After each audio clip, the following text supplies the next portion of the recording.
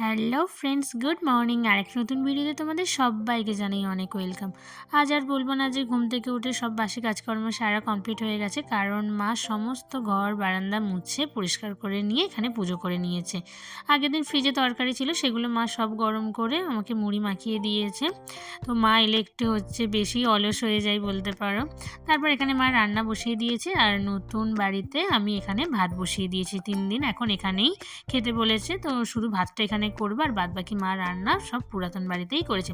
তো ডাল ভাত বসিয়ে এখানে আমরা সবাই মিলে গল্প করছিলাম। তো মা পাঁপড় ভাজছিল, ওখান থেকে এক পিস পাঁপড় নিয়েছি। আর এখানে মা করছে ফুলকপি আলু ক্যাপসিকামের তরকারি। তো এখানে আলু ভাজা পটল ভাজা ডালটা হয়ে গেছে।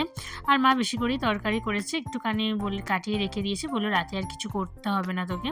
তো মশলাপাতি যেগুলো আগের দিন কাউকে দিয়েছিলাম সেগুলো আমি এখানে কৌটোর মধ্যে এবার ঢেলে রেডি করে রাখছি। তো এই ছিল আমাদের আজকের মেনু: পাঁপড় ভাজা, পটল ভাজা, আলু পোস্ত ভাজা, লেবু, মুগের ডাল, ফুলকপি আলু ক্যাপসিকামের তরকারি, পাঁপড় ভাজা। আর আগের দিন পুজোয় যে পায়েসটা ছিল সেটাও আমি বার করে নিয়ে এসেছি।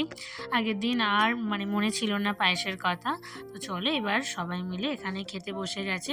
আর ও এই বাড়িতে গেছে, সেই জন্য ওর জন্য আমি বসে আছি, ও এলে আমরা একসাথে খাবো। তো সবাইকেই আমি ভাত পাতে এখন এই পায়েসটা দিয়ে দেবো।